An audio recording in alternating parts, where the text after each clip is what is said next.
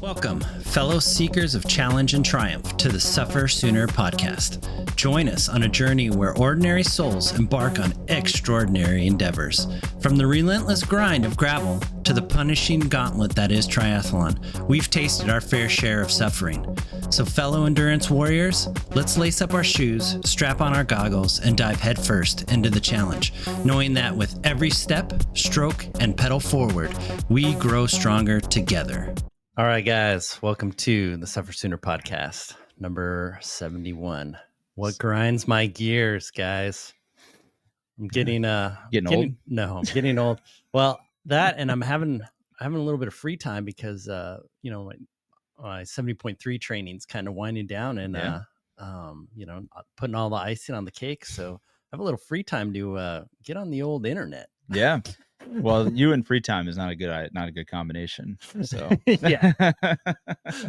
So I've been down some rabbit holes this last couple weeks, just getting all amped up about some stuff. Yeah. So like what? Like what's well, before we get into that, first of all, how's the 70.3 training going? Good. It's going good. Yeah. So foot's a little sore. Yeah. I won't complain about it too much, but it's a little bit sore than I would like it, but it's holding together. So as long as it's cool on the day, there's a chance that I can do something pretty decent, not spectacular, but at least some par. 2 weeks out? At least par. Yep. 2 weeks out, and built-in excuses have already started. I like it.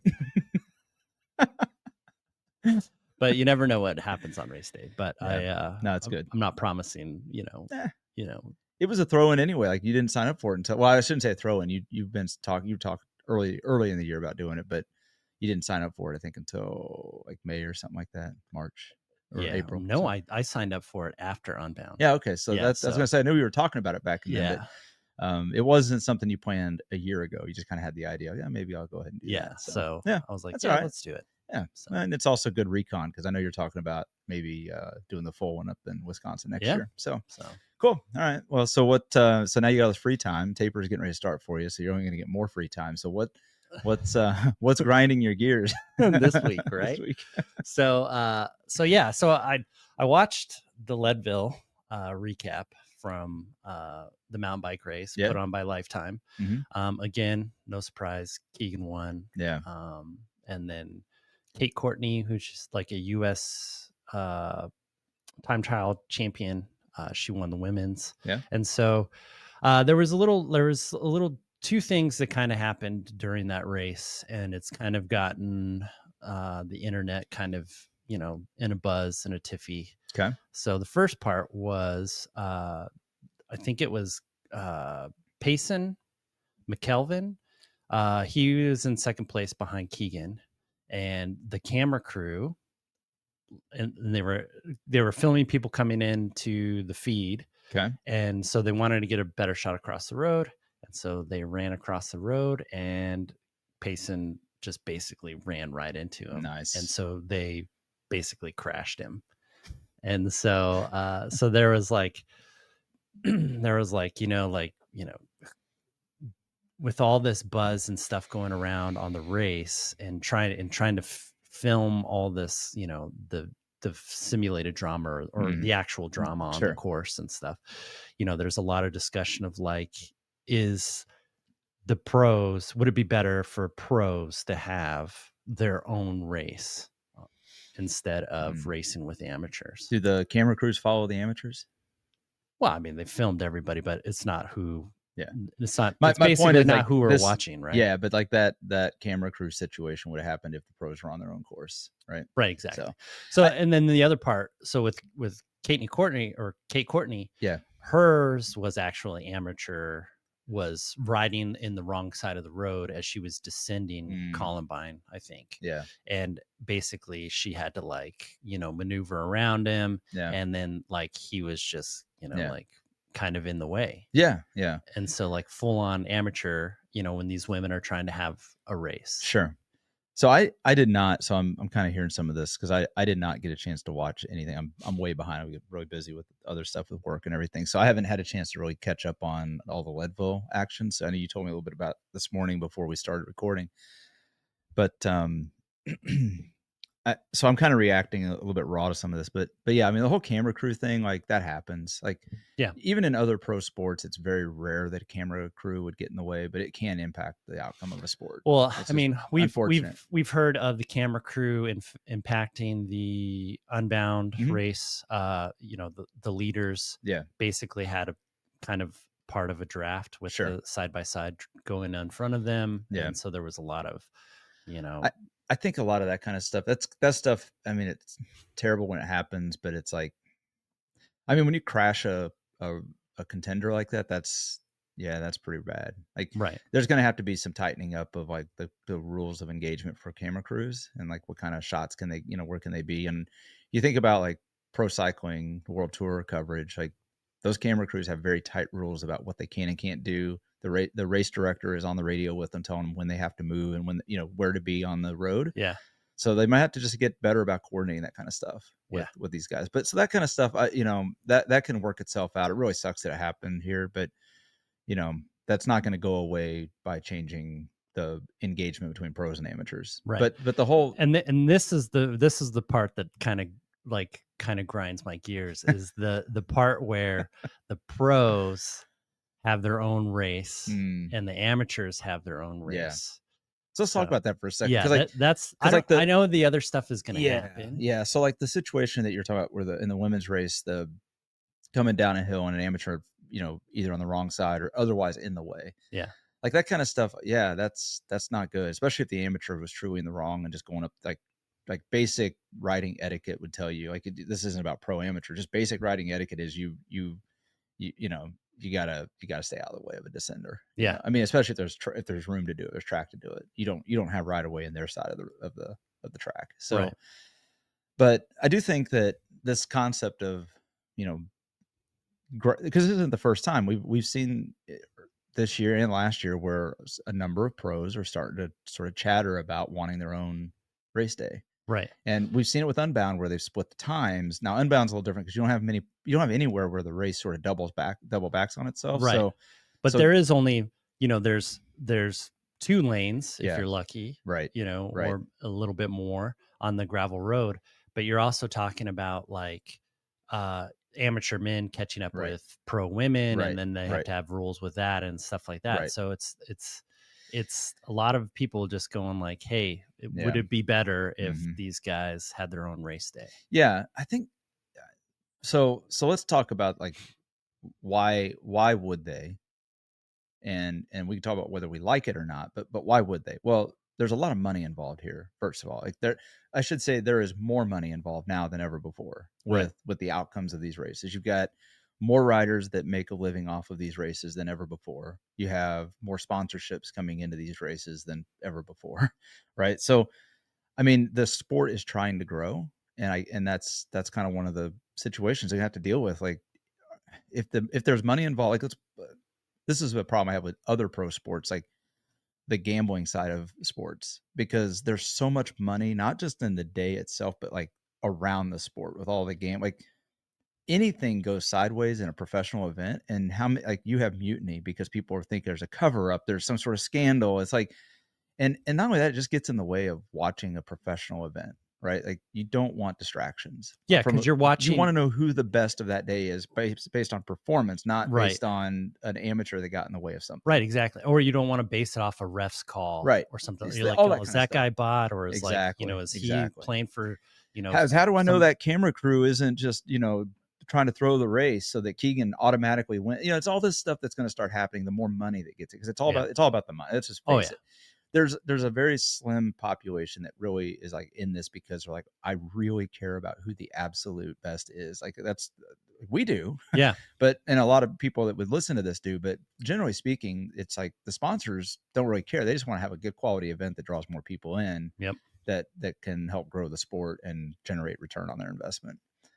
But so I get it. I understand the call for it, but then like, how did we get here? Like we got here because amateurs like us, like when we go to these events, it's like we're racing that same course at the Yeah. same The time. same day, same Yeah, conditions, all that stuff. that has a draw to it. Right. And that's where I think like Ironman and, triathlon events like that, Hmm. they the reason there's such a big pull for that is because you're able to race basically with the pros, Right. you know, Right. and let's say You don't. super Cinderella story, you have a fantastic Yeah. day Anything can and happen. you go faster. What's Iron Man's deal? Anything's possible. Yeah, anything's possible. Let's Yeah. just say one day, like the amateur has the fastest overall time. Yeah. It hasn't happened yet, but let's It let's could. like let's say they get a podium finish as an amateur, Right. not as a pro. Right.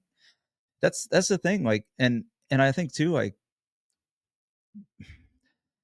Unbound is I think a interesting example. I think a lot of people come to Unbound because there's so many people. It's the draw. It's the spectacle of it. I'm not sure how many people go there because of the pros. Now, I think it's the adventure and the adventure, right, and the challenge, right. And I think that's the same with a lot of these. So there's probably an argument to be made. Well, people are going to show up for the adventure and the challenge anyway. Probably true. Yeah, but then if you're going to split this out and have pros on their own day, it's like I think it sort of takes away from the event, like the spectacle of the event, because there is a certain like star power, if you will, that sort of comes when you say, hey, we're bringing the best of the sport to this event on this day, and you're all going to participate in it. That is something unique that this sport has that no other sport does. Like, right. well, in Ironman, but I mean, like, think about like you don't see that in any other. You don't see it in any like baseball, football, basketball. You don't see any of those. Like, you know, how many people go to a ball game thinking you're going to get put into center field? Yeah, exactly. Like, they're gonna be like, "Hey, did you bring your mitt? Come on out!" Like, right? we lost our center fielder. Yeah, You're up. yeah, You're up, Danny. right. And like, and you go to a world tour cycling event, you're never going to get to ride Alpe d'Huez the same day as Tade, right, at the same time. And like, not because you think you would beat him, but like it gives you a totally different appreciation when you finish a race like Unbound or Leadville or any of these, and you can see your time of that day compared to the pros time. You're like, it gives you a whole different perspective on everything about how hard that race is and how good these professionals are. Right. So I think you lose that if you split it up. I think you lose that, and it's like, well, then why wouldn't I just go do Leadville some other day? Yeah. Why do I have to? I mean, not that I have to go do it the same day as the pro, because I get it. Like you do it because there's 1,000 other people there doing it. But like, yeah, does it lose some of its draw? Yeah, would you think it would draw the same people? Like, I think Unbound. Some of these events would. If you just held amateur only Unbound, you probably get away with people showing up. Probably. But like something like Leadville or maybe Schwamigan or some of the other stuff that are on the ticket that you can kind of do by yourself. Yeah. Like, would you do it by yourself?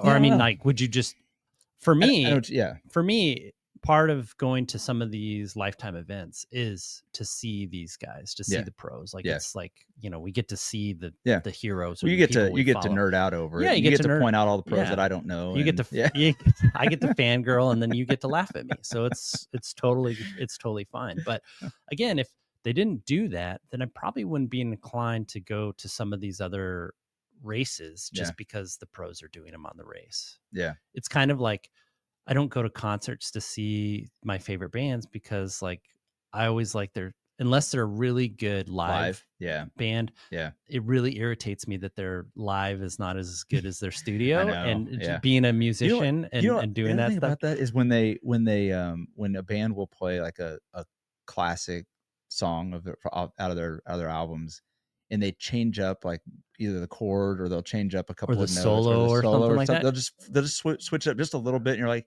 that's not what it's supposed to sound like. And right. then sometimes it does work out and it's better. Yes. Rarely. Yes. Most of the time you're just disappointed. You're like, oh, that was kind of a letdown. Yep. Yeah.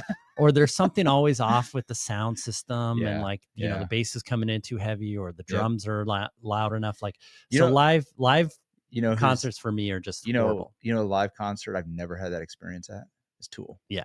So that's definitely a concert I would go and see. In 3 different concerts of Tool, I've never heard a bad. And Slayer's good like that. And we're talking all these rock bands, but like, there is bands out there that I would go see live, good. But there's a lot of groups that I really like and I love, but I will not see them live because they are not good in concert. Yeah. So several. Anyway, but well, I didn't mean to cut you off. I think that this whole thing of pros having their own race day, like part of me, I don't know. I get it. I get why pros would want this. but there's also sort of this like elitism that I don't like, that kind of Yes. ekes, And that's the thing too, is like, I think pros are looking at the old model, right? So like Tade is getting paid the most because Tade is the best. And so his legs do the talking, right? He doesn't have to have a personality. He could just, it doesn't hurt that he has a it person. doesn't, He's pretty freaking hilarious. He's pretty hilarious. He's pretty funny. Just like Peter Sagan. Sure. Like he didn't win every race, but like he was doing wheelies up the mountain. So you like, everybody loved him. Right. And so like, so then it's like, you know, I kind of want my pros not to be complete tools. And like, if they have a personality, then I follow them. Right. Like, and I follow quite a lot of the pros on the Lifetime Grand Prix. Sure. And I follow the one, they're not the best. Like if you look at Keegan, he doesn't put out a lot of content he just lets his legs do the content. And there's a lot of respect for his abilities. And doesn't take all away business from him. about it. He's all business. He's also got a dry sense of humor too. Yeah. Like, so there's that, but I mean, he's there to race. Yeah. He's there to do that. And that's fine. He can do that. Yeah. But I think the pros miss out too on developing their personality or showing their personality. You don't have to be the best to be successful in like gravel and all that stuff. Like you can still have a personality and still have a really good following and be what is that, a asset to your sponsors. You know what I like about gravel pros too, or cycling pros, not world tour, but gravel, like we're talking about here, and even mountain bike, probably Ironman as well, but like they do have personality. Like when they do interviews, they get asked questions and they give honest answers. They don't give the like we always joke about the hockey answers. You just got to get pucks in deep. Just got to get pucks in deep. We worked really hard. Defense was really on top of the game. We got a couple turnovers. They were forcing it. You know, we were just playing really aggressively on the forecheck, and you know, you shoot the puck, and you know, you get lucky, and we won the game. Yeah, and it's just like, and these guys don't answer. These guys aren't in an interview, right? Like, what did he say exactly? Yeah, what? That sounds like every other interview I've ever heard. Yeah, but they don't like. You know, I just turned the pedals over and just kept pressure on the pedals. Yeah, and, I just kept turning the pedals over, and the next thing I know, I was just by myself, and I just won. Yeah, it's like, like they actually talk. Like you get a sense of like how much it hurts them too. Like, and I think that's what I like about like the variety of pros that are in these sports, because they're human still. And you look at the major sports, almost every interview you ever get out of major sports, you could just blur out the person and just replay the same audio clip with a slightly different voice. That's all they are. They're all the same. Well, they all go to media training. They all get coached. Do that, and they all get coached. And you or can't NASCAR, you get NASCAR, which I don't watch, but you get NASCAR, and like they got to mention their 48 sponsors first before they answer the question, and then they get into the canned answers. And I think that's the part of it. It's like there's this emotional side to it that you kind of connect with, and that's just it. Like you start to follow some of these people not because they finish first in every race. I mean, it's because they have a personality, and you can understand, you can connect with them a little bit. And I think that's sort of the draw of why it's so important. Like, keep this stuff together. Like, don't isolate it, because the more you isolate it, it's just going to look like every other they'll be sport. Like, oh man, you know, mile 58 at that creek crossing, you know, I went left, and you know, my competitors went right, and there was like a big rock there, and I felt so bad that they like totally. And then you're like, I did the exact same thing. Yeah, I was there. I saw it. I did the same thing. Like, I saw two dudes just totally like get taco their wheel, but like, man, you know, it's not like I'm up there racing with them, but it's like you're having the same experience on the same day. And that, I think, again, for the pros, they're like, oh, it's spectators and all this stuff and people cheering you on. But like, I think this sport, as far as gravel, is the participation part, because who wants to watch 8 hours of Unbound? Just us few. Yeah. I don't think I even went back. I didn't even go back and watch it. Like, I don't want to relive the pain. No, I really don't. Although this off season, doing some base rides, I'll probably go. Yeah, you go back and watch that stuff and you figure it out. But, and I'll be like, oh, this is what I'm training for. Why did I remind myself? And then we get on that. I don't think they should separate it. I'm with you. I think it'll be the death of calling it now. Yeah, if they do it, I think it'll be the death of. It'll turn into like crit racing. Yeah. Crit racing and US pro racing. Yeah, US basically stage racing. Yeah, because basically, if the amateurs can't do it, then nobody wants to do it. Yeah, like The thing I don't like about crit racing is like all the P12s, they Yeah. get to go at 5:00 at night. All Yeah. the, Cat 5s and 4s and stuff. The one, they get to race the shorter course. Yeah. And then 2, they go in the crappiest times a day. Right. And Right. so like, who wants, like, okay, I get to see the pros race at a nicer time, but I'm Sure. like, I'm not there to watch people race. I'm there to race. I think you're right. Although I don't think it's going to happen overnight. I don't think it's something that will like death of the sport. I think it'll be the immediately. death of like the pro like gravel I series think, part. yeah, over time. I think it would take a year or two for it to fizzle out. And here's kind of where I'm at. There's a lot of people. Think about around the area that, and we are very lucky to ride in this part of the country where there are tons of cyclists that were around for Unbound DK before it was big. Right. Right. A lot of those people don't do race events. Right. In fact, there are very few people that do race, and not because they've gotten older. It's not just that. I mean, there's part of that, but a lot of it is they just don't do race events. And I don't know why. Like, is it because like, is there this like, well, it got too big and I'm just not really into that? I think what'll happen is I think people are drawn to the event now because it is a spectacle, and it is like and Unbound. We always refer to that, but like all of these types of events, and especially in the Lifetime series, they are spectacles. They are well put on. They are well produced. Yeah. But that's it. They're produced. And I think you're right. Like if the pros get separated out in their own thing, and it's just us amateurs, not on race day, how's that different than any other event? And Yeah. then it's like, okay, I get it. Like, okay, so the pros go Saturday, we go Sunday, whatever they end up doing. And that's all well and good. But like, why don't I just come out here and I'll just plan a vacation around riding this ride. Yeah. Like I don't have to do the event. I can, Yeah. because like there's nothing that ties me to that event. I can just go do the ride. Like we always say it. They don't roll the gravel roads up at night. You can go ride that anytime you want. Right. Exactly. Unless it's on private land, which a few races have that. Majority of these races are open to public 24/7. Yep. So I think you lose some of the spectacle, and I think that will start to fizzle it out, and then it will just turn back into another, which there's nothing wrong with grassroots. We love grassroots events. I think that's what'll happen. It'll Yeah. just go back to grassroots. It'll just be a lot smaller. Yep. And not as much production because the money won't be there. Yep. And people and just basically like, hey, pros, get out of my gravel. Yeah. Yeah. That's exactly what. And then the pros, yeah, they'll still have their race day, and it just won't, like there'll still be the big tents and vendor days and all that kind of stuff. But I just don't think it'll be the same. I think you're 100% right. It won't happen overnight. It'll take a few years, but the money will start to dry up, and guess what? There just won't be anything there. Yeah.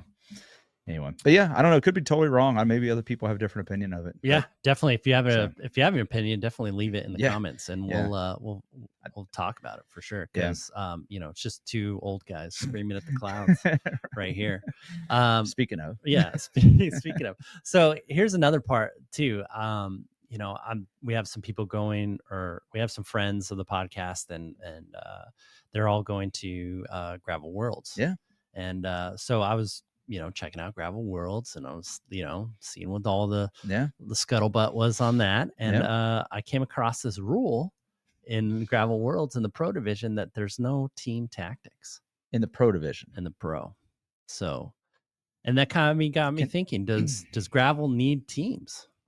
Define a team tactic for me. So like mechanic, a follow car. Okay. I'm on board with that, by the way. And then total sense. What else was there? There was like a prearranged feed that was outside of like maybe a feed zone.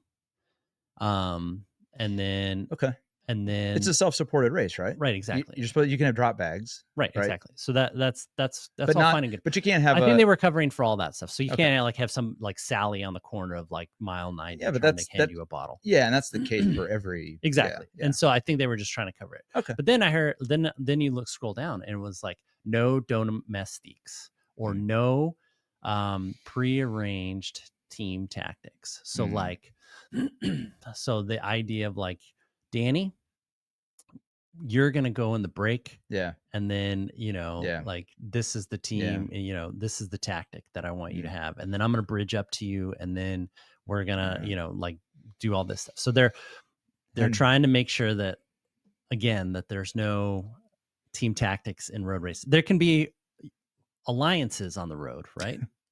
Okay. So, and that's what they're trying to say. Look, again, this is me paraphrasing what they wrote, but this is the idea that they want, and I can see the spirit that they want to keep it in is that they don't want Jumbo Visma rocking up here at Gravel Worlds with a team of 7 Sure. and just, controlling the front, Yeah, I got you. allowing a break. Yeah. Shutting Telling it everybody, down. shutting Yeah. stuff down, Yeah. telling everybody when they can have take a piss, like they don't want that. First of all, if they get Jumbo Visma out here or UAE out here at Gravel Worlds, they should consider themselves lucky and, Yes, and welcome them with open arms and thank them for bringing a lot of money to the event. So, I mean, if that's what happens, I mean, they need to, but no, I mean, all kidding aside, I think, first of all, I'm not a big fan of putting rules in place that you can't enforce. Yeah. So that was my thing is like, how do you not know that? Yeah. Like, okay, I get it. So we can't show up in our SufferSooner kits and be like, all right, Travis, you're going to work for me the whole race and let me be the GC guy. And then you're going to pull and you're going to cover the moves and everything. And then mile 50, I'm going to make a move and you're going to help me. Like, no, I get that. But like, how do you prove any of that? Right. Exactly. I mean, if we're in different kits and we're just riding, how do you know I didn't just like, hey, can you want to help me out here? Yeah. But I mean, if we're on a team, we have to wear the same kit. Oh, so you just can't wear the same kit as somebody else. Okay, got it. So I kind of think about this, and I'm not like throwing any shade at any of the teams around here or any of the groups or the clubs. I think it's different for amateur racing. Yeah. I kind of like the idea, but again, with you, it's really hard to enforce unless everybody's wearing the same kit. Yeah. Then you're just like, whatever. But still, like, I'm kind of torn because I think team tactics make for more interesting racing in a lot of ways. Unless you're the one getting the team tactics. No, I get it. I get it. You know what I'm saying? It does. Yeah. No. This is why I said I'm kind of torn because like there is an aspect of team tactics that I think it creates a dynamic in the race that is you can't get that anywhere else, and it creates more competitive racing in a lot of ways, and it also though destroys like, hey, I'm not on a team, I'm just here racing. Now, from a pro perspective, let's separate the pros and the amateurs on this one, because from an amateur perspective, like it does suck when like, hey, I'm just out there riding, I'm trying to have a good time, and I want to be able to compare my best race against the next person's best race. And then, we roll up in the SufferSooner kits and we, this ain't ever going to happen. So trust me, this will never happen. But we roll up and we just start just laying it down on people and just start dropping watt bombs on everybody. Yeah. And like start we get a couple other guys and we start working and we send somebody in a break. We do all these things and it just isolates the guy that's in second place back here, third place back here. Like, I think that's tough for an amateur. Cause like we're amateurs. Like, what are you doing? So, right. So then it's like, well, if I want to get better in the race, now I have to join a club. To join a team. Like, that's not what, like, to me, gravel was always this is where it kind of gets, like, I hate to be the whole spirit gravel guy, but it's like, there's this component. It's like, hey, it's the strongest person on the day. And we're also here to have a good time. Team. Like, we're like there. Yes, we should all challenge and do our best, but we're also here to have a good time. We're here to have fun with this. And it's not, none of us are making money off this race. Right. And I'm all for like let's go out and, tear our legs off, and that's fine. So I don't know. I am a little torn on it. I think on the pro side, I a lot like the previous conversation of giving them their own day. I think when you go to team tactics and you start having, a dozen teams out there in the pro event, it's just going to turn into, well, how's this any different than the world tour? Yep. Okay. It's the world tour. And I'm not, obviously quality of riders is different, but like in terms of like the event, it's just road racing on gravel now. Yeah. And I think there's something about that just doesn't quite, I don't like that. Yeah. It's not that I guess is there a place for it? Like, is there a division that you want to put out there? It's like, hey, this is the team division and this is the solo division. And I don't even know how you would do that, but like, I think it's just I don't like it. There's something about it I don't like. Yeah. No, I feel you. And I think this is the growing pains of gravel right now. Yeah. Right now that gravel has some choices to make. Yeah. Right. Yeah. There's no governing body. Every race director says you're out there on your own. Which and is all what I this like other about stuff. it. Yeah. Right. And that's what people like. But again, people also don't like to be riding down the mountain and having some, Joe Blow be riding in the wrong lane, and especially with a lot of money on the line, with money on money, and yeah. like if he crashed her out, like there's no consequence for that. Zero. Yeah. I know, like I get all sides. I really do. I understand and appreciate all sides of these arguments. I don't know. I just don't like the fact that we're going to go down this path and split out the pros and the amateurs and try to put the pros in a bubble. And then on top of that, like, then you're going to tell them they can or can't do team tactics. Like, I just think I think the racing needs to, I think I like the fact that, hey, you know what? Yeah. We're all out there to race. If you can organize a team, I guess you organize a team. Yeah. And so if that isolates a professional rider, well, I mean, you're a professional rider, you probably should have a team.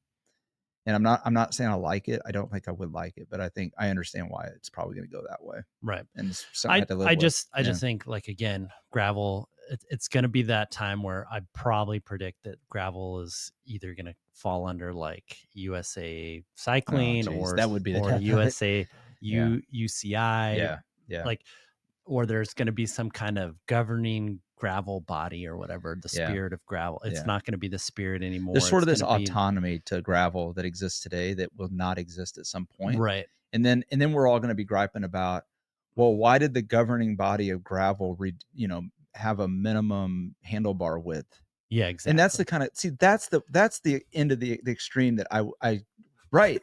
that will totally turn me off to the sport. Yeah. I will pay zero attention when it gets to that level. I can understand the aero bar debate, which is to an extent. I can't really I'm not fast enough to ever ride in these groups, so I don't know. Maybe there are aero bar crashes happening and people are exploding their bikes and all this other stuff, but I've never seen that. I ride triathlon bikes a lot, and I've seen a lot of triathletes. I don't have a problem with the aero bar thing, because I would make the argument of, like, look, have a general rule of you have to have a bike with two wheels, no motors, and aero bars. This is not a triathlon event, so no aero bars. Yeah, I'm fine with that. I think what happened with that debate, though, is that the riders decided. Yeah.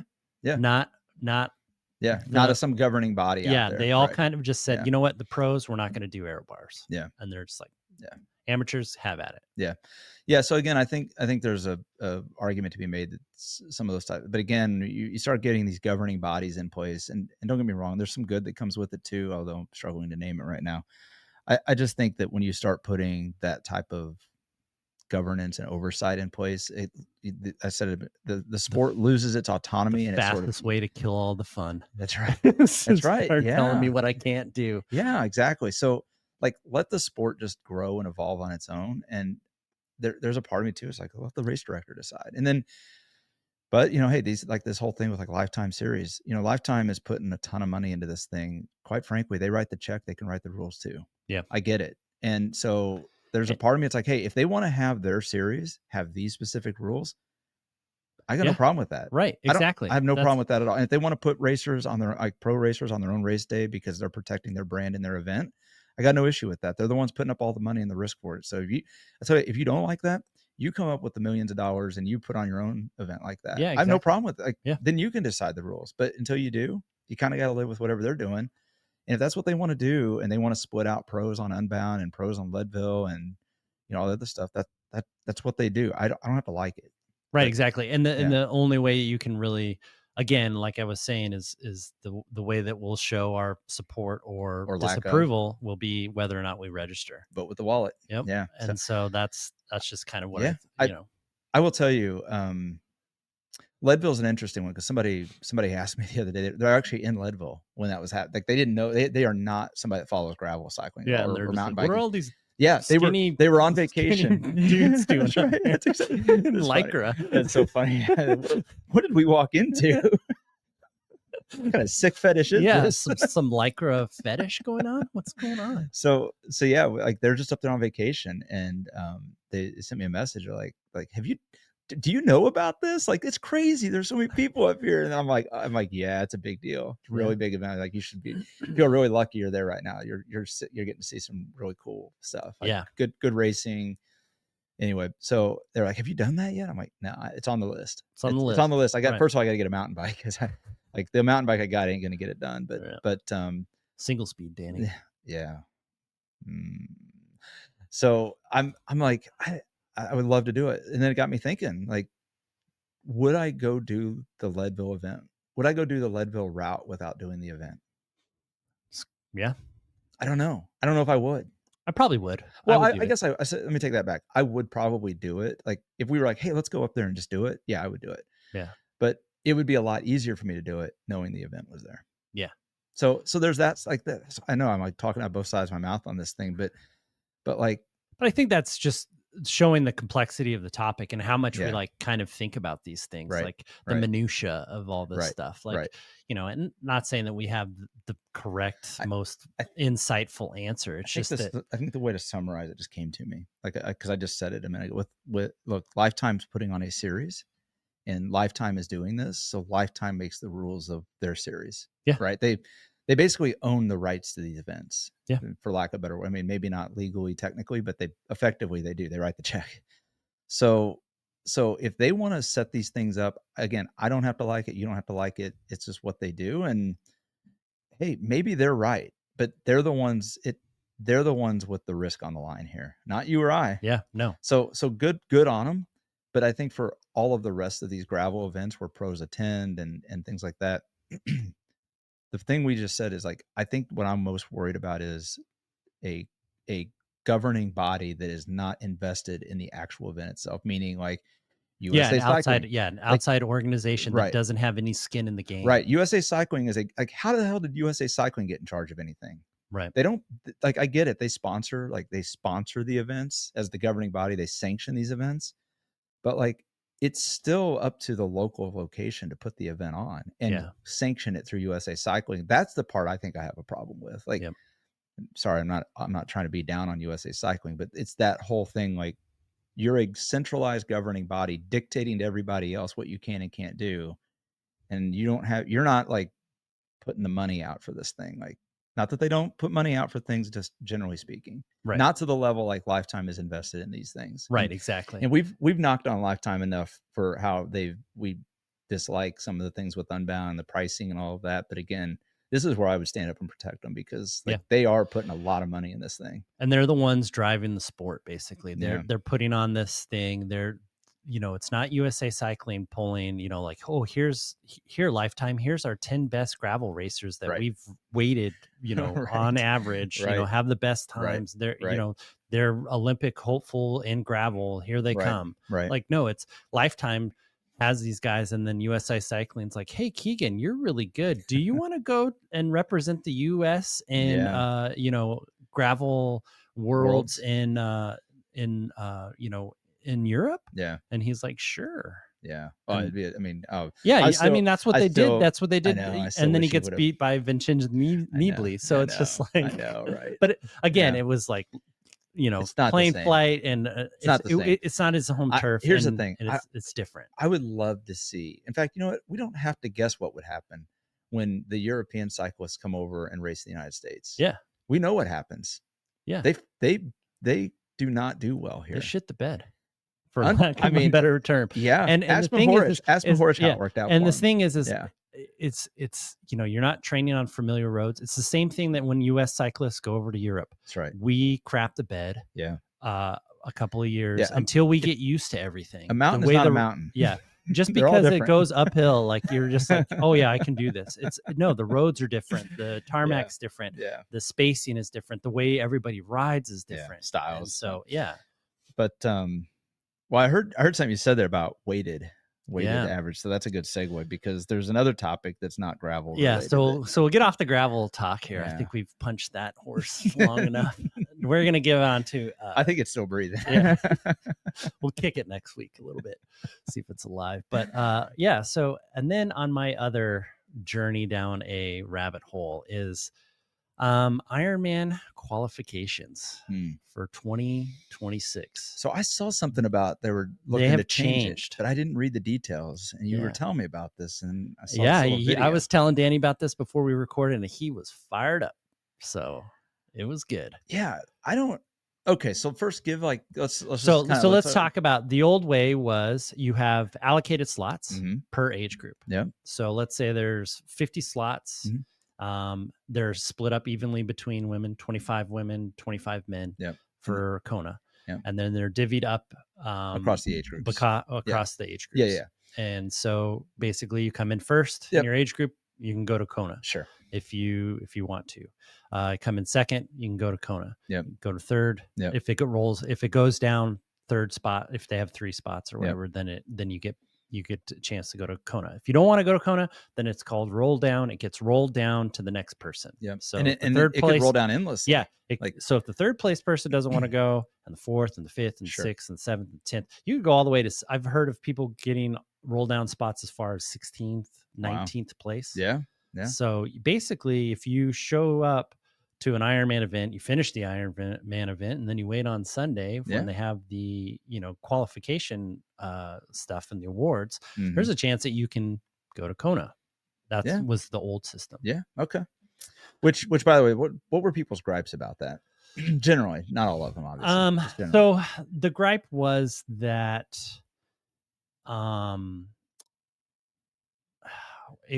it just basically Like I don't it hear a lot wasn't in that system that's like, oh, that's so unfair, right? you weren't getting the gripe was that you kind of weren't getting the fastest. You were just getting kind of the people who could afford to go. Okay. And so because you have to pay for You got to Kona pay for it on the spot. on the spot. And so basically you finished 7th place. You surprise yourself and you finish 7th place on the day and you get a slot and you're like, oh my gosh, I can't believe I had this race of a lifetime and I've got a chance to go to Kona and I don't have the funds for it now. Right. You don't get I wasn't expecting this, but Yeah. like now I got to make the decision right yeah. now to go to Hawaii and do this later this year.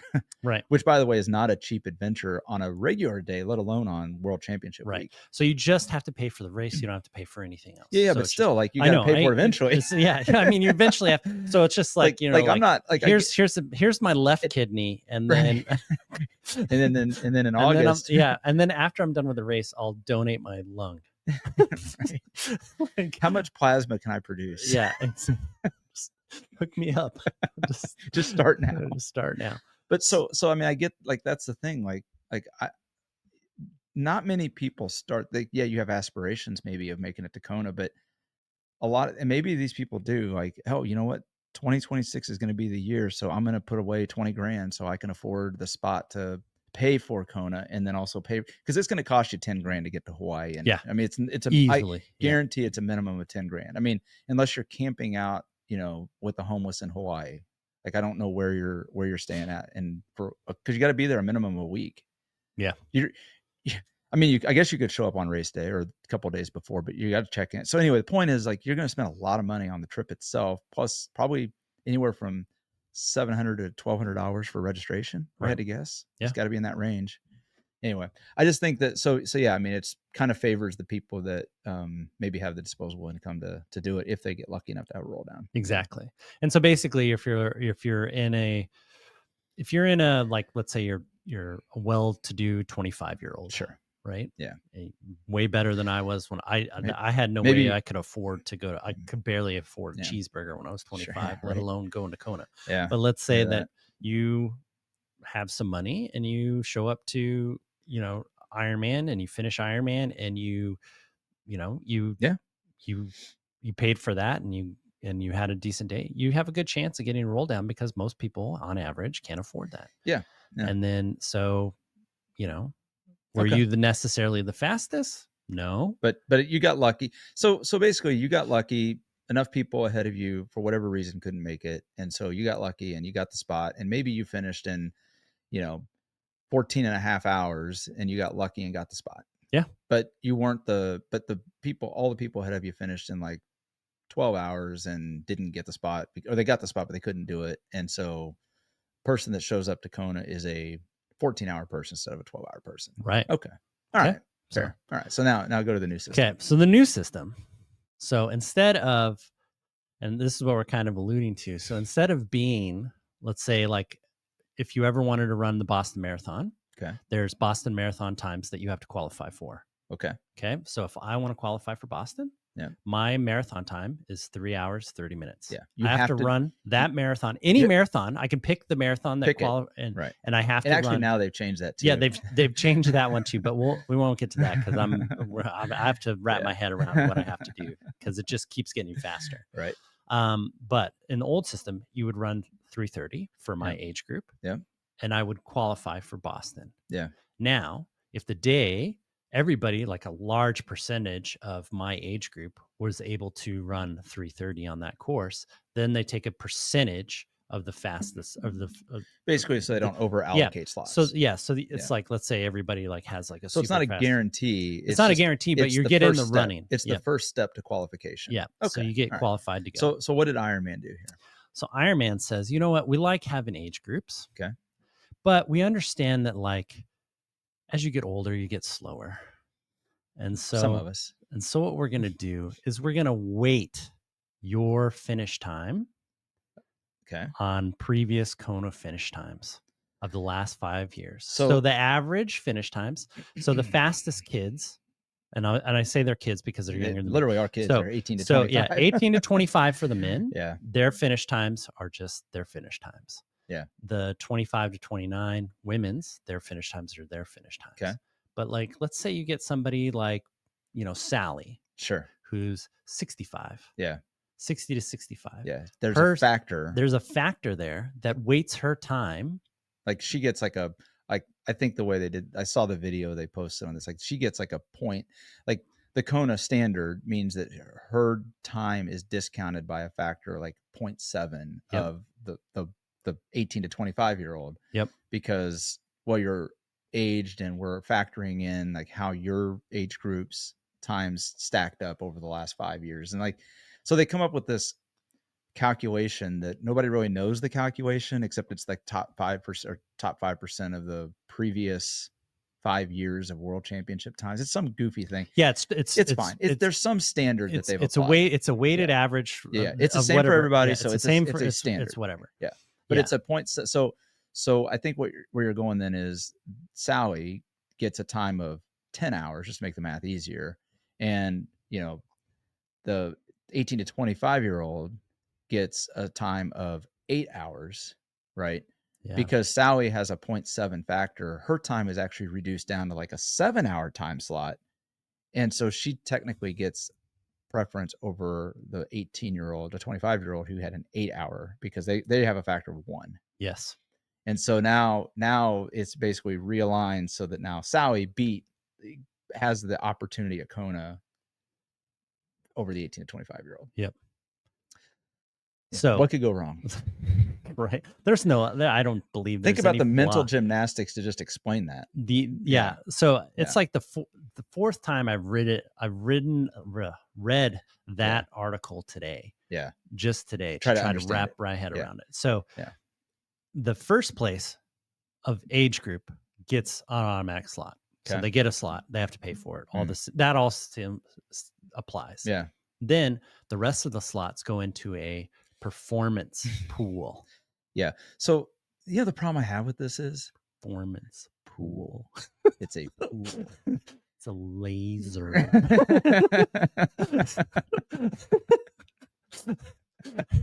If you do this, it means it's important. Yeah. Okay. Performance pool. So here's the problem I have first, right out of the gate. If you finish on the podium in any event, shouldn't you get a slot at the World Championship? That's what I feel. Like just before we get to any of the other hoops you got to jump through, like you podium in your age group, and okay, fine. If you want to say, well, there's got to be at least 5 people in your age group, so you don't just win it by default. Okay, whatever. There's certain qualifications I can probably. My thing is like, look, man, you can only race who shows up, and if you're, I know. And if you're like 65 and 2 dudes show up, right? So be it. Yeah. But if you want to put parameters around some of that, I'll get my head. But just generally speaking, if you podium at an Ironman event, you podium in your age group, you should have a chance to go to the world championships. Now you may not be able to afford it, whatever, that's on you, but you should have the opportunity. You should qualify as a podium. Yeah. You should. I mean, you just should. Otherwise, then why give out podium? Then why have a performance pool? Right. Or why have a podium? Then? Right. Basically, it's just like, oh, you're the first. Okay. So after the winner of the age group, it goes into a performance pool. Yep. So the winner can roll down their slot to that the could second happen. to the third. That's fine. So but then the other part to that is like, instead of it rolling down further in the age group, after the third person, it gets thrown into the performance pool. Okay. So, all right. So then basically what happens is each of the age groups for an Ironman event, the winners get a spot, and then there's a pool of spots available. And let's just use the example earlier where, let's say I'm just going to use easy math here, 25 female spots, and there are 5 age groups just for the sake of math. So now there are 20 remaining spots. Yep. Right. And those 20 remaining spots are divvied up across the people who are in the performance pool, not by age group, right? In the performance pool. Okay. Yeah. Now, how do you figure out where you're at in said performance pool? Well, then you use that handy dandy Kona. The Kona factor. The Kona factor. Right. Yeah. So in the example earlier, Sally, who finished in 10 hours, now has a 7-hour spot and finishes an hour ahead of, let's call her Jenny, the 18 to 25-year-old, the poor 18 to 25-year-old that actually had a 7-hour or an 8-hour finish, gets beat out. Yeah. And like, let's just say for the sake of argument, they are battling out for the 20th spot of the performance pool. Yeah. So now the 40-something-year-old gets the opportunity ahead of the 18 to 25-year-old. You know what? If I was the 18 to 25-year-old, I think Ironman would have just lost a lifetime member of possible revenue from me. Right. Yeah. Because I would not be happy with that. I feel like, I'm going to say it because I know you don't want to say it, but it's basically DEI for Ironman. And and I'm going to say this because the other part of this too was like, they were talking about bringing back the Athena and the Clydesdale classes to Ironman and having them at Kona World Championships. And, we'll get onto that in a little bit later, but like, it just kind of like that really grinded my gears. Like, I'm not here, like, it's a championship, guys. Yeah. We don't want to see the high school Oak Park, softball team go against like, the USA softball team, national team. That's not what we're here for. We want to see the best. Here's my problem with this whole thing. Like, look, if you want to give everybody a trophy, then just freaking divide us all up into our own individual compartment. Yeah. And give us all a nice trophy. Oh wait, they do that. It's called a participation medal. Yeah. You get that already. Oh, I forgot. Like, this really drives me nuts because these organizations are like, well, let's figure out how many ways we can divide people up to hand out as many medals as possible. Yeah. Like, well, wait a minute. Like, so like, to your point about the Clydesdale and Athena, it's like, no, if you want to be number one in your age group, like, look, you won't find anybody out there that will advocate more for like all bodies on bikes and all that kind of stuff. It's us. We love that. We absolutely love it. But you and I have talked about this. Like, if we want to be number one in our age group, then we need to do something to make ourselves number one.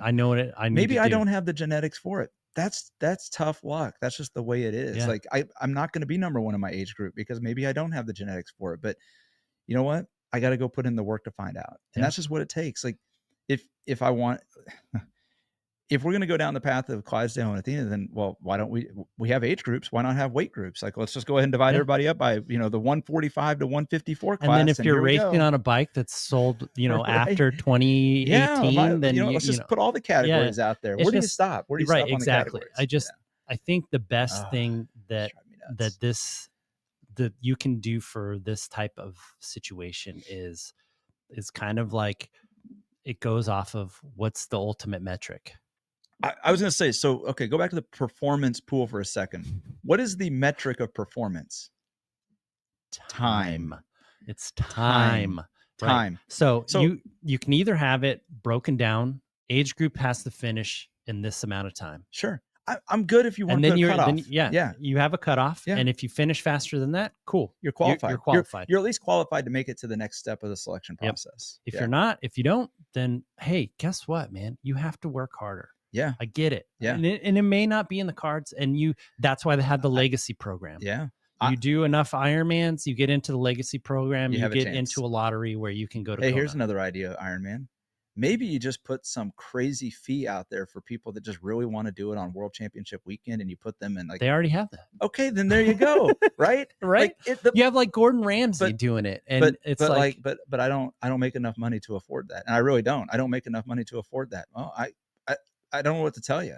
Like again, it's like you either have to put in the work and make the sacrifice to become the best and the fastest at your given talent. Is it really a performance pool if you're not measured on your performance? Right. Or you have to sacrifice, time and family and all that stuff in pursuit of money so that you can go to Kona. So like, I know it's the thing is just like, I agree with you. I see what they're trying to do. I see they're trying to make it more performance based, but the fact that you have weighted averages is the part that's not performance based. Right. It's arbitrary. It's arbitrary. Yeah. And the thing is and this is the tinfoil hat. I'm putting the tinfoil hat on, right? This performance pool seems like it's weighted towards people who tend to pay for Kona more than people who can't pay for Kona. Those with disposable incomes. Right. The performance pool is weighted heavily to our demographic, which has disposable income to go to Kona. The 25-year-old that just came up third in like her age and had a stellar performance. She probably can't afford to go to Kona. Who's also more likely, even if you can afford to get there, who's more likely to buy more merchandise and gear and splurge when you're there? Like, right. Oh, look what shirt you're wearing today. Yeah. This is my nicest shirt. This is an $80 Lululemon shirt. This is my dress up t-shirt. Yeah, it's this got a is couple like of stains on it. But yeah. But it's funny because that's exactly what I thought about when I like that shirt when we went, it was $80. I bet they're $90 now, but that shirt was $80 and I about lost it that year. Yeah. And I'm like, I had a hard time with $40 t-shirts, but I get it. It's an event. They're custom shirts. They probably waste a lot of them, whatever. $80 for a freaking shirt. And guess what? I paid it. Yeah. You think that 18-year-old's paying it? Because like, I'm like, this is maybe my one and done. Yeah. Yeah. And so like, this is I'm going to wear this shirt until it basically turns to threads. I think I have a lot of problems with this because like I said, what's the ultimate metric for performance? It's your time. And do older people are they generally slower than younger people? Yes, they are, which is why we have age groups. Yep. So why is this so complicated? If you want to skew this and favor people with more disposable, I don't think they would ever say they want to do that. So I think what this is, their argument is it makes it more competitive. It makes it a more competitive field at Kona. No, it doesn't. It does not. Because if you want a competitive field at Kona, you'll stack everybody by the performance metric, which is time. And you would say everybody down to this time cutoff gets a chance to go. If you didn't make it, you didn't make it. Like, no, this is about how do we maximize the money that is coming into the weekend. And there's a couple of things in here. They probably don't want to see roll down slots get wasted. I'm guessing they've probably gotten burned at events where, a roll down spot, like here's the thing, you paid for that roll down spot and maybe you can't go. Then what happens? Oh, you just eat the cost or whatever. Right. But then you don't show up. And then the numbers and then it looks like, people are like, I thought you said this was 3,000 people that showed up for this. And then guess what else? You're not there to buy merchandise. You're not there to participate in the activities. So, and I think there's some of that. I do think a lot of this is about maximizing their revenue, which I don't have a problem with. They're a business, so I have no issue with that. Where I have an issue with it is don't give me a bologna sandwich and tell me it's a T-bone steak. Right. That's not what this is. Be honest with me about what you're doing here. And just tell me like, hey, we want to maximize the number of participants here. That's a true story. That's exactly what you're doing. You want to maximize their participation. Where that participation is at may not be directly tied to the performance. Yeah. That's part of it. I get it. So why is this so complicated? Like if you if you want to, then assign 6 spots to the 40 to 45 and 3 spots to the 18 to 25. But I'm fine Danny, with that. we're allocating spots equally. But you're not. It's an arbitrary. I know. It's an arbitrary standard. Now it's a performance pool, Right. so it gets around the fact that you would want to allocate 6 spots to the 40 to 45 age group and like maybe 2 spots to because on average maybe equal. 2 25-year-olds can pay for it. Right. And then you're like, it's easier to have it performance pool that does that allocating for you, whereas you say, oh, well, the first 3 in every age group gets an automatic spot. I don't think they can get out of their own way here, Ironman. I think they're doing so many things that they just cannot get out of their own way. Like okay, a few years ago they made a good call, I think, to reduce the number of events because they were having problems with participation. Yep. And I think that's good. It's driven up participation, and I think see people getting, events are selling out again. Yep. You have Omaha coming, and you have Dallas. You have a bunch of new races popping up, and it allows for like some different areas, some different venues to show up, and then people can kind of move around and go and see new other stuff. It's great. And it's good. It's really good for the sport, I think. I think so too. And then they go and do something like this where they create a process that they try to pass it off like it's easy. It's funny. They try to pass this off like it's real easy. Yeah, it's like it's intuitive, guys. It's intuitive to understand that like my age group has a 0.8635 whatever, weighting factor. Right. And so here's how easy it is. Here's how easy the process is to understand. It's a full page of a web page explaining it. Yeah. They have a video explaining it. Then they have an FAQ section explaining it. If it was that easy and intuitive, this would be really simple. You would have this much of a space on a web. Get B. Right. If B, get C. When you have to use that many words to explain something that should be this easy. And then, the other part too that I love is when you have to have an example that explains your and then the worst part is the example. I'm like, but wait a minute. Like the person that actually did the time of 7, like in their example, it's like 7 hours and 30 minutes, gets beat out by somebody that did an 8.5 hour because of an age difference, which I'm like, yes, we all agree. Older people are generally slower than younger people. That and it's a general statement, not always across the board. How many times have we seen where a 45-year-old wins the overall ahead of 18 to 25-year-olds in any given event? We've seen that a lot. Yeah. So it's possible, but the point is generally speaking, yes, older people are slower. Yes, that's part of aging. It's okay. Yeah. And if you want those people to be represented at Kona, which I think you should, podium spots automatically get the bid.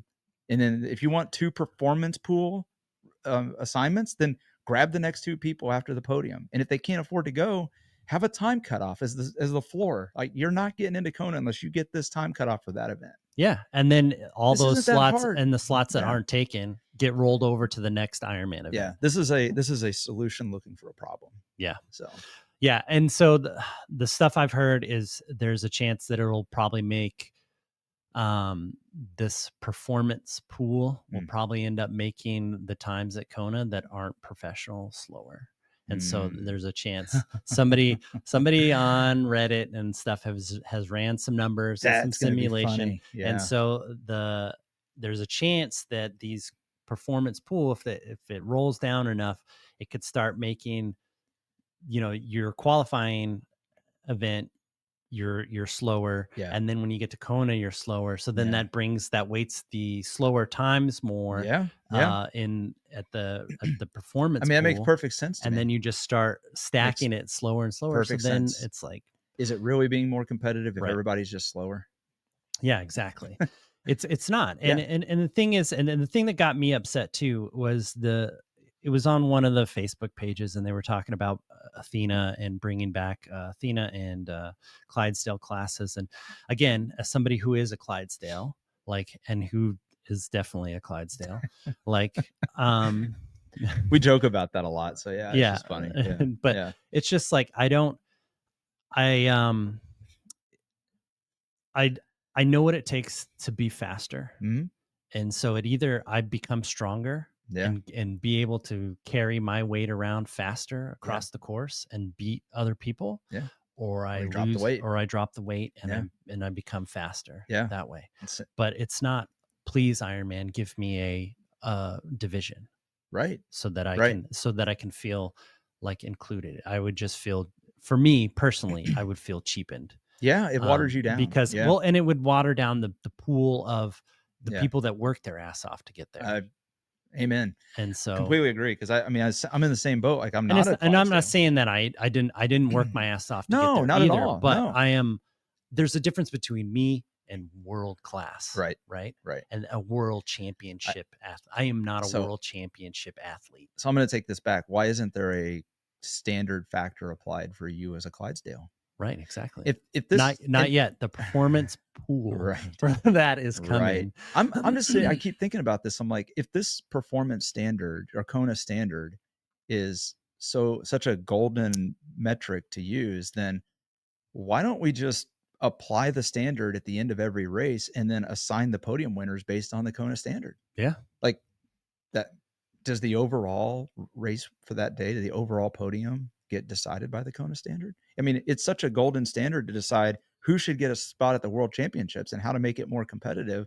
Why not just apply it to restack the whole ranking of the race? Yeah. So now when you finish first, you cross first, but I'm sorry, Travis, you didn't win because the Kona standard says that I won. Yeah. Even though I finished a minute behind you. Yeah. Because I'm a little older than you. Yeah. So thanks for that. I'm glad you were my pacer for me. I was able to sneak in there and beat you. So give me the banner, because that's mine. That's my banner. It's my banner. Yeah. I mean, I know you got the picture, but it's my banner. Yeah. So I'll see you on the second step when I'm looking down at you. Exactly. That's the way.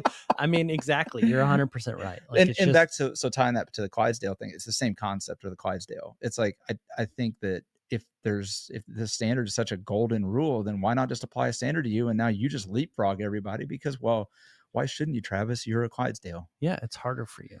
Yeah, it's harder for all of us. It is it's hard for me. Sure, it's hard for you know what? Racing other people and racing fast people, it's hard. They suffer just as much as I do. Yes, they do. They just go faster. That's right. That's just the way it is. They just go faster. There's not. Notice that the metric of winning to decide who the winner is not who felt like they did it harder than the other person, right? Or who had it harder, or who thinks they did it. It's not a subjective, touchy-feely thing. No. It's a very hard metric called a clock. Yep. It's There's objective. A start line and a finish line, and whoever gets between those 2 points the fastest, that's the winner. That's right. Isn't that weird? How that's like? It's almost like that's the primary objective, and the totally objective viewpoint is a running clock. Yeah. It is not. That clock doesn't care if you're 500 pounds. 200 pounds, if you're 10 feet tall, if you're 4 feet tall, doesn't care. Yeah. All it cares about is it's going to count on equal increments until somebody gets to that finish line. Yep. And that's it. That's it. So there's no factor. There's no like, well, the clock said 30 minutes, but maybe the clock was running a little fast. Maybe it was 27 minutes or 26 minutes or 36 minutes. Like, who cares? Yeah. This is exactly. This is being way overcomplicated, and I think it's they're not being honest about what the real intent here is, and I don't know. Maybe I don't know what the real intent is, but it's not about. I think it's going to be a couple. It'll be a couple of cycles before this all plays out. I can't wait to see what this. I think in 5 years, I think it will be vastly different. And I said Ironman can't get out of their own way because they did this with the whole World Championship around the Nice thing. Now they're back to Kona and like separating the male and the females things. Like guys, I get the sport grows and you want to evolve your sport because you don't want to ever just stay stagnant, but you're making this harder than it needs to be. Keep it simple. Yep. Yeah. So keep it simple. Keep it like, you can have regional championships, that kind of stuff. Like that's the stuff you want to have. But everybody you got to think of who looks on this from the outside. Every time I tell people I've done an Ironman, they're like, "Oh, you went to Kona?" I was like, "No, no. Yeah, there's other ones around there. Like they just don't get that." Yeah. So yes, it's a huge event, and I understand you want. It's just like I run a marathon. Oh, did you qualify for Boston? Like it's the thing. Yeah. It's the thing. Yeah. And so it should be hard to get into. It should attract the best of the best, and you should be the best of the best. Not because you were the fastest, or you weren't the fastest 80. You weren't the fastest person, but you happened to be older, and you were lucky that the weighting factor was skewed in your favor. Right. Yeah, I don't know. I got a lot of issues with it, and I don't think it has any logic attached to it at all. I think this just reeks of a science project that went wild in a office somewhere, I think some and bean counter was just some like, you know accountant. what'll you know Yeah, what'll I, you know what we could do? right. We can make this performance pool. This feels like, I mean, yeah, it feels like somebody got lost in a spreadsheet somewhere, and they're like, oh my gosh, I've got this solves the universe problems. Yep. And we've got it. All the answers are right here in these numbers. I'm like, no, the answers are right here in this spreadsheet that says first, second, third based on finish time. That's the answer. That's the answer. Yeah. But I don't know. They don't listen to us, and that's okay. They don't have Right. to. They're the ones writing the check for it. I guess, you know, I just look at it as like, how does this help the growth of the sport? It doesn't. Like, I think what it does is it gives people now like, oh, I can if I just, do, I guess if you think like if I do the top 20% or Yeah. whatever, now I have a chance yeah. of getting in there. I don't have to be the fastest. I just have to be, whatever. I just have to have a little bit of luck that the performance pool falls my way. Yeah. And that the factors, and I don't know. I know the argument. I mean, I get it, because the argument's going to be that, hey, it's a standard, it's being applied to everybody. Well, again, this whole thing around standards, like, you might as well grade on a bell curve then. It's like, I mean, I think that's basically what it is. So I don't know. It just drives me. It just looking at gears. the numbers and stuff, it looks like it's a bell curve skewed to favoring people with more money, with more money. Yeah. Just the eyeball 3,000, the tinfoil hat, 3,000 foot view.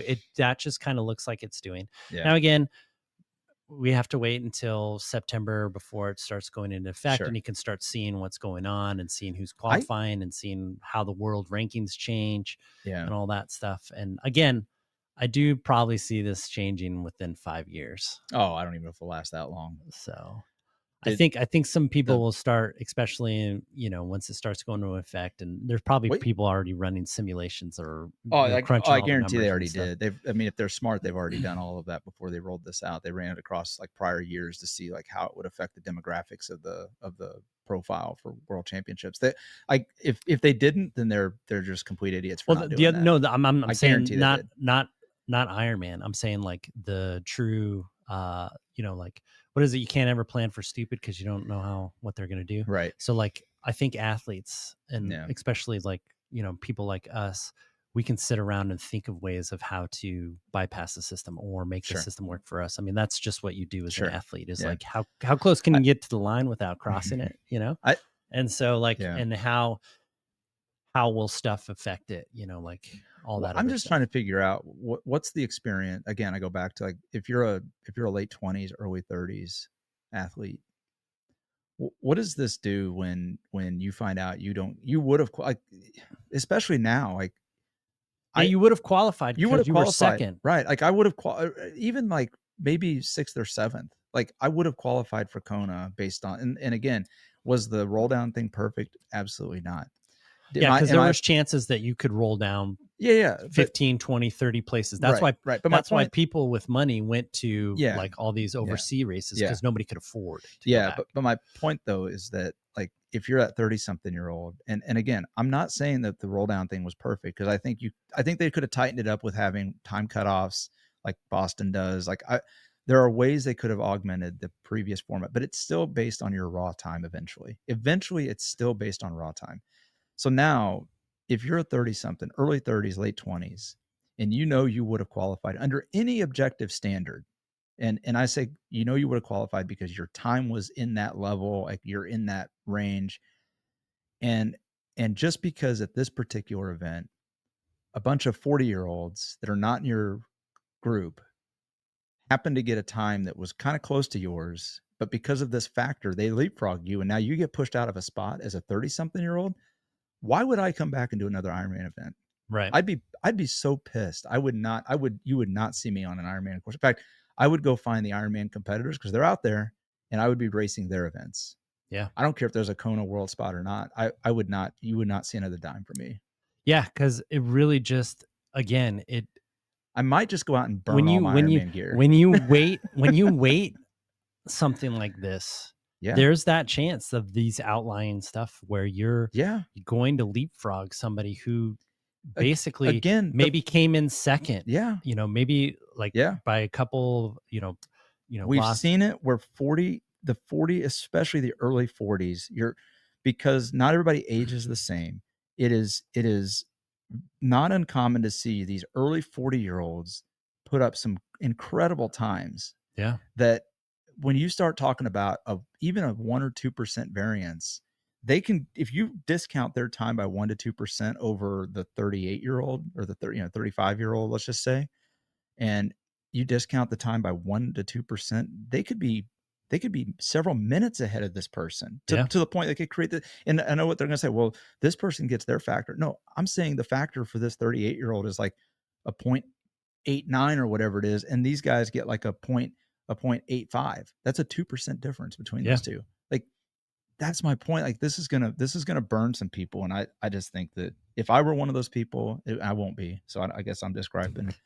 But if I were one of those people, you would never see another dime from me. I would be done with you. And I would be insanely upset if I was second place in my age group. Yeah. And then I didn't get I worked so hard to do that. And I was in the performance pool. Sure. But maybe I was the 20th spot or whatever, right? Maybe it was just some kind of fell outside. Just some obscure race or something like that. I know what they're going to say. I know what if somebody from Ironman were on, they'd be like, well, that's a very rare outlier. It would never happen. Yeah, but you know what? You know how I can make sure it never would happen is if all podium winners automatically got a spot. Right. I would make sure that never happened. See, you're going to tell me, well, it's just a rare event. It would never. It's an unlikely. Edge case. It's an edge case. Like no. That's what you do in engineering is you plan for the edge cases, right? Because that's. Chances are those are going to happen more often than they don't. You got it. So anyway, I know we kind of kicked this one around too. It's just, but see, this is like, this is the kind of stuff that we had this. This is the episode I kind of wanted to have because this is the kind of stuff that like me and Danny, like we'll talk 4 hours. Like this conversation's not over. Danny has to get to, he's got to get to a work call. So like, we're going to finish it up here, but we'll be talking about this all weekend, guys. So definitely, like, if you're thinking that this conversation's over, it's not. Definitely put some stuff in the comments. Comment about it. Like, send us an email, whatever you guys think about it. Like, let us know how you guys feel it. Do we have it totally wrong? And we're just like complete idiots. And I'm not looking at, I'm not looking at it from, again, I'm just looking at it from the tinfoil hat, 1,000-foot view. I'm not looking at it. I haven't run numbers and I haven't done any edge case testing on this type of stuff. But if you have any feelings about it, definitely like let us know for sure. Yeah. Well, and the thing is I tend to approach these things as I probably am wrong. So please show me where I'm wrong. Because I do this with just in a lot of different aspects of life. Like, I do not have all the answers. I promise I don't. And my suggestion is probably not perfect either. Good chance it's not. But I love for people to tell me where I'm wrong because that's how you get things better. Yeah, that's how you grow and stuff. So hey, if I'm wrong on this and somebody's like, no, here's how it's really fair. Like, okay, I'd like to see it because the Ironman video the official video narrative around it trying to sell this idea doesn't do it for me. Yeah, it didn't even sell it. In fact, it actually told me all the reasons why it's not right. Yeah. So it kind of like made me like, who's this video for? For me or for you guys? Because I don't think you believe what you're saying. It sounds more like you're trying to convince yourself than to convince me. So yeah, good luck with that. But anyway, well, good stuff. So good. All right, guys. Thank you again. If you made it through all this dead horse kicking, definitely leave us a comment, like, favorite, subscribe, share it with some of your friends. Let them know, like, hey, listen to these two goobers talk about some random stuff. And everybody doing Gravel Worlds, good luck out there. And we'll see you soon. Thank you for listening to this episode. Please, if you like what we are doing here, leave a like, rate us, comment, subscribe, and share with your friends. It really helps us grow and finds us more SufferSooner squad mates. And remember, when the finish line feels impossibly far away, we don't give up, we push harder, we dig deeper, and we find solace in the knowledge that our suffering is temporary and our resilience is forever.